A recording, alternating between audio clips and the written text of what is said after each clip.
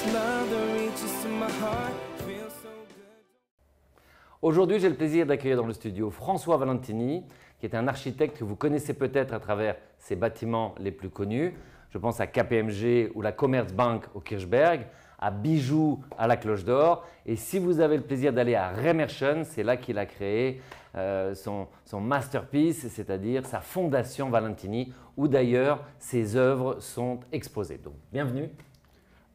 C'est un grand plaisir d'être ici, Jérôme Bloch. Merci. Donc, on va directement rentrer dans le sujet. Oui. Et ce qui m'intéresse pour un architecte connu internationalement comme vous, c'est pour vous, que représente l'architecture en général?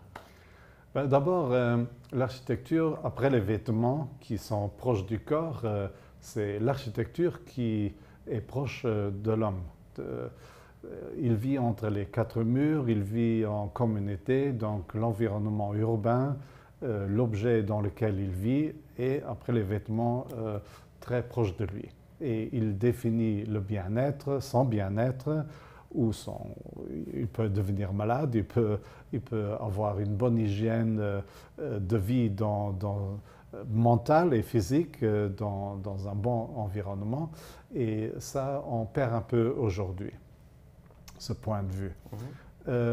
Donc, avant de parler d'architecture faite par des architectes, il y a aussi, ou avant tout, l'architecture faite par tout le monde, donc par des sociétés sans architectes.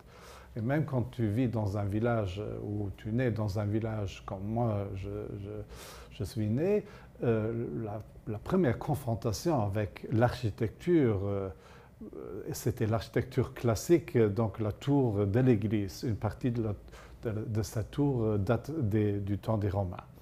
Et après, il y a bien sûr les constructions viticoles qui sont là, les caves coopératives qui ont été faites par des architectes.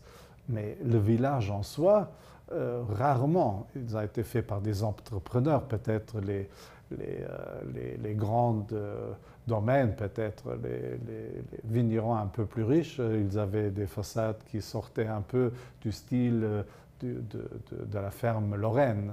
Donc ils avaient une allure plutôt urbanisée, pour le dire ainsi.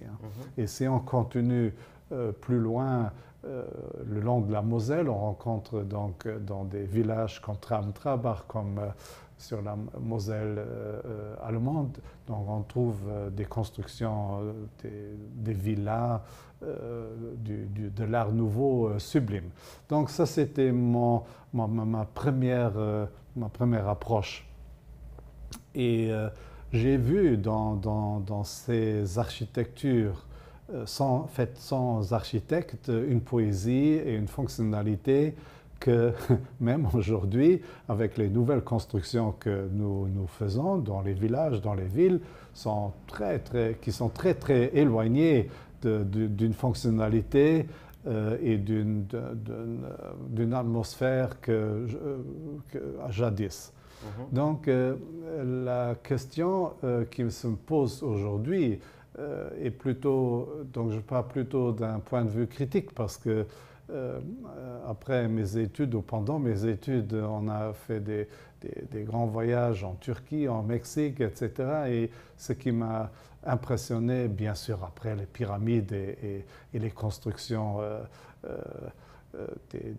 des mosquées à Istanbul, ce sont les villages en Anatolie où les constructions creusées dans le tuf pour donc troglodyte. Voilà, et donc rien fait par un architecte. Et maintenant, je me demande pourquoi cette évolution, ce savoir-faire d'une société a disparu. Ça, c'est une question très importante, et je me rends compte que, bien sûr, plus qu'on sait, plus qu'on joue, plus qu'il y a de matériaux, plus on a de possibilités à construire, etc. Alors que il y a 300-400 ans, on pouvait seulement construire avec de la pierre, du bois, et les techniques de construction nous ont quand même amené à faire un style roman, gothique, baroque, etc. Parce qu'au départ, c'était comment je peux couvrir un espace. Aujourd'hui, c'est plus simple, on achète des poutres, voilà, tout est possible, mais quand on a construit la grande cathédrale à Florence, on a commencé à construire des murs pendant 100 ans et on ne savait pas encore comment on met quelque chose là-dessus, comment on peut le fermer, comment on peut fermer la toiture, tellement grande était l'espace.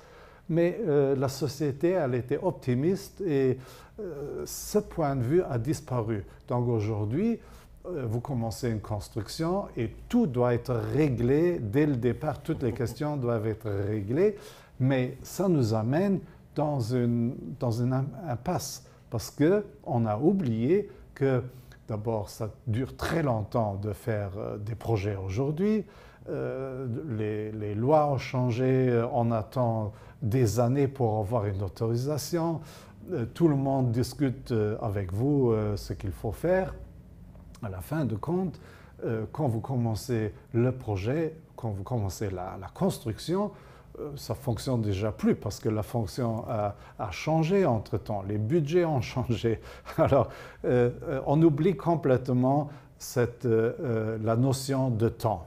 Et à l'époque, c'était beaucoup plus sain, pour le dire ainsi. Donc, on construisait, et parfois 100 ans, 200 ans, et on avait le temps, on avait l'optimisme de trouver une solution au problème qui venait. Oui, un peu Gaudi qui a construit et Gaudi, voilà, morceau par morceau, mais il savait où ça allait. Et ben, il le savait. Donc nous le savons aussi, mais ceux qu'on doit persuader, les fonctionnaires, etc., ils ne le savent pas. Non. Donc nous, on sait où on allait, mais on doit répondre à ces besoins. Voilà. Donc l'architecture, ça c'est maintenant, l'importance reste toujours la même, parce que même dans les tout petits villages, il y a toujours le bourgmestre qui veut décider comment, c'est lui qui donne l'autorisation. Mais la différence entre aujourd'hui et il y a quelques centaines d'années ou même 100 ans, ils n'ont pas de vision. Donc ce qui manque aujourd'hui, c'est l'éducation. L'éducation est pratiquement zéro. Aucun citoyen a une notion sur l'architecture quand il rentre dans un lycée et après non plus. Donc seulement ceux qui sont intéressés par la pierre, par la construction, ils sont conscients de ça. Mais la dernière volonté globalement, quand est-ce qu'on a eu la dernière volonté politique de faire une ville? C'était Brasilia. Et avant Brasilia, on peut sauter, on peut rentrer dans le 19e siècle, c'était Paris, le changement, les boulevards, etc. Et qui a eu une influence sur toutes les autres grandes villes. Mais c'est tout. Tout ce qui a été fait après, c'est un peu du pastiche et de regarder, bon, je prends un peu ici, un peu là, mais il n'y a pas de volonté et pas de... Peut-être il y a une volonté, mais il n'y a pas de vue. Il n'y a pas de vue comment je représente, comment je veux représenter ma société. This love that reaches to my heart